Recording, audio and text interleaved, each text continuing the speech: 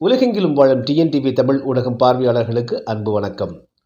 வடலூர் ராமலிங்க வள்ளல் பெருமானாருடைய மறைவு குறித்து இன்றும் கூட பிழையான, தவறான, அவதூறான கருத்துக்களை ஒரு சிலர் கூறிக்கொண்டிருப்பதை நாம் பார்க்க முடிகிறது. இணையதளங்களில் கூட வள்ளல் பெருமானாருடைய தனிமனித ஒழுக்கத்தை பற்றியெல்லாம் தவறான, பிழையான கருத்துக்களை சிலர் பதிந்து வைத்திருப்பதையும் நாம் பார்க்க முடிகிறது.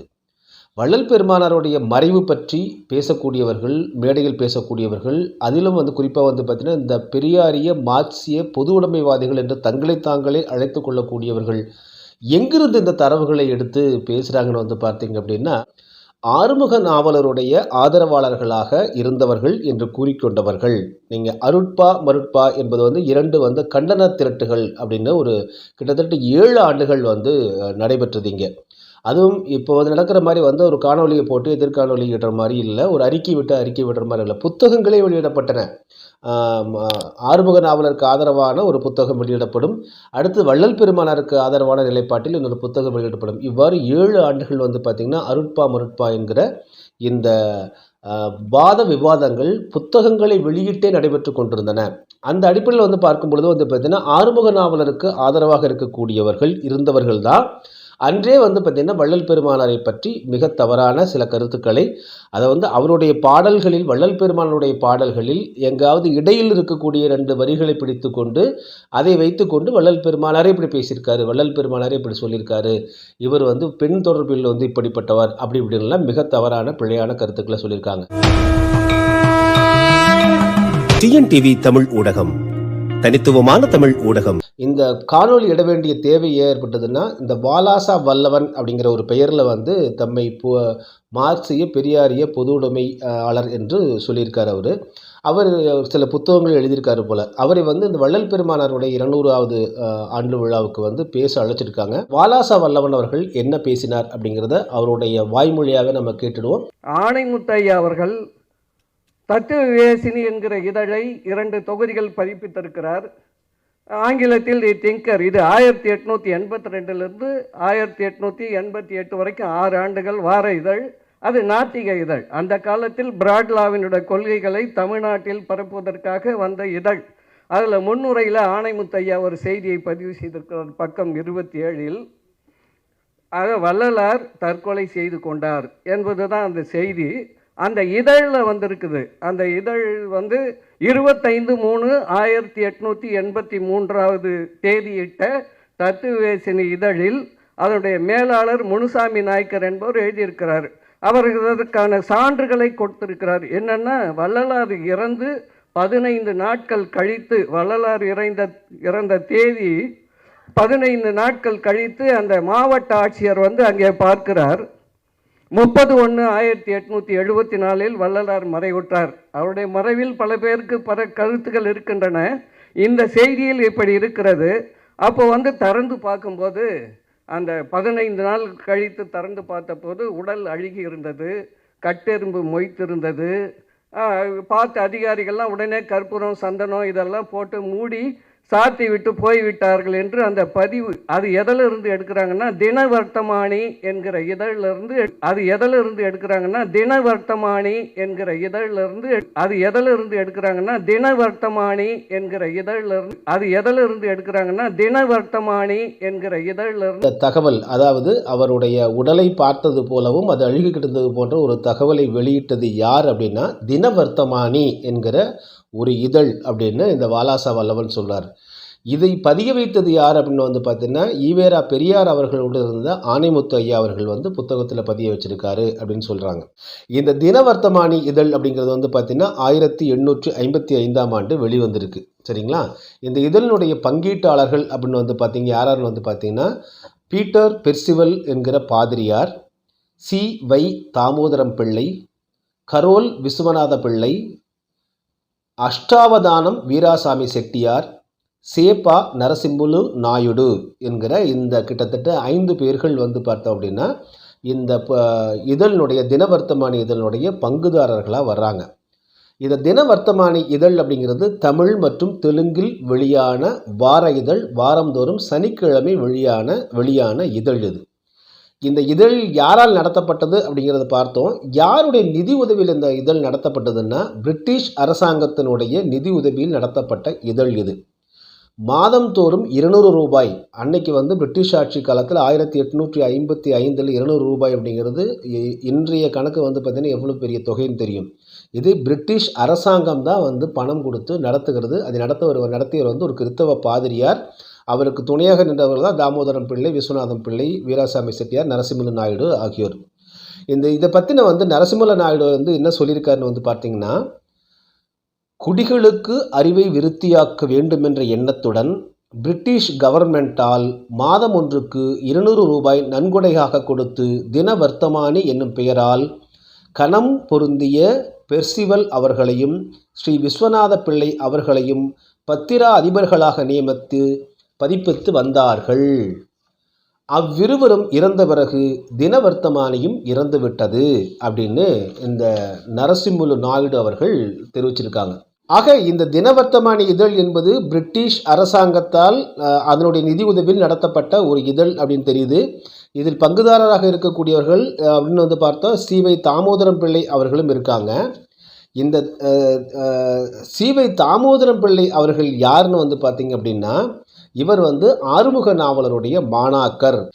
இது எப்படி இவர் வந்து ஆறுமுக நாவலருடைய மாணாக்கர் என்பது உறுதியாகிறது அப்படின்னு வந்து பார்த்தீங்கன்னா, இவர் வந்து என்ன பண்ணுறார் அப்படின்னா, தொல்காப்பியத்தை பற்றி ஒரு புத்தகம் வந்து வெளியிடுறார். யார்? இந்த சி.வை. தாமோதரம் பிள்ளை அவர்கள்.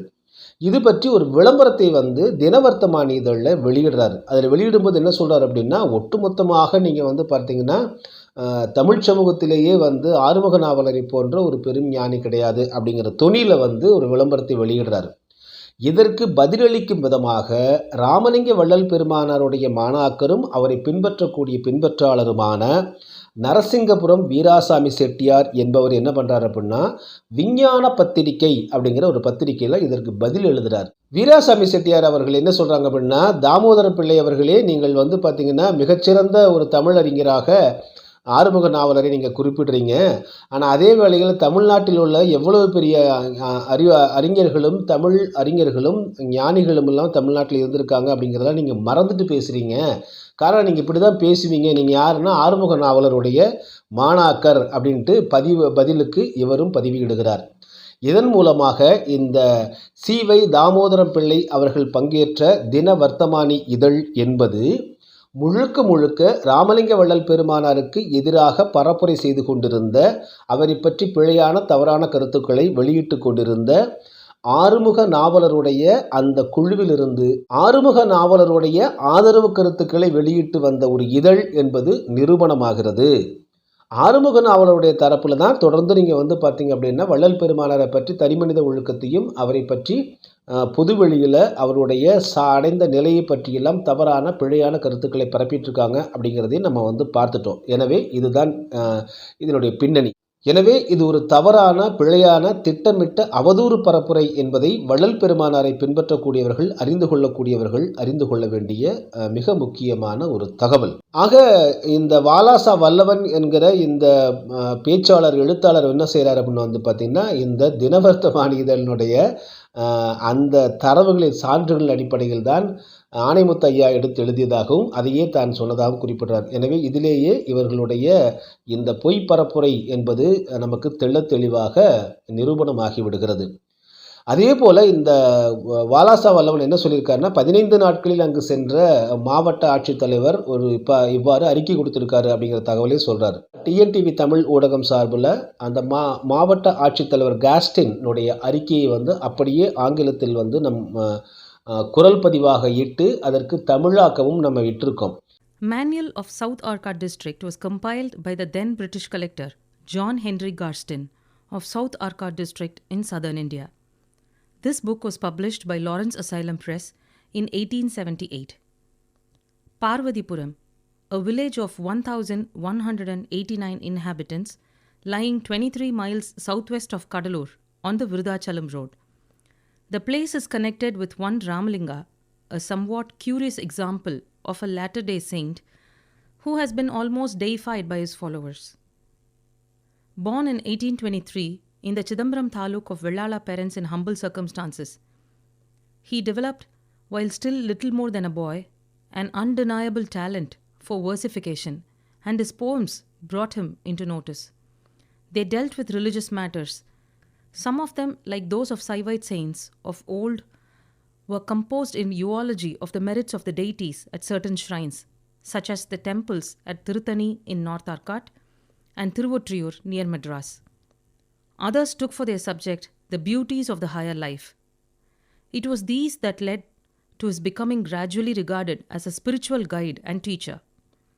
After visiting many of the well-known sacred places of the south, he finally settled at Karunguri, the next village to Parvatipuram. At its height, his influence must have been very real, as his admirers and disciples, who included even level-headed government officials, are said to have changed their residences and gone to live where they could be constantly near him. About 1872, the curious octagon-shaped Sabha with a domed roof, which is to be seen at Vadalur, a hamlet of Parvatipuram, were erected by him from subscriptions. It is said that spot was chosen because from it are visible the 4 great towers of Nadaraja's shrine at Chidambaram.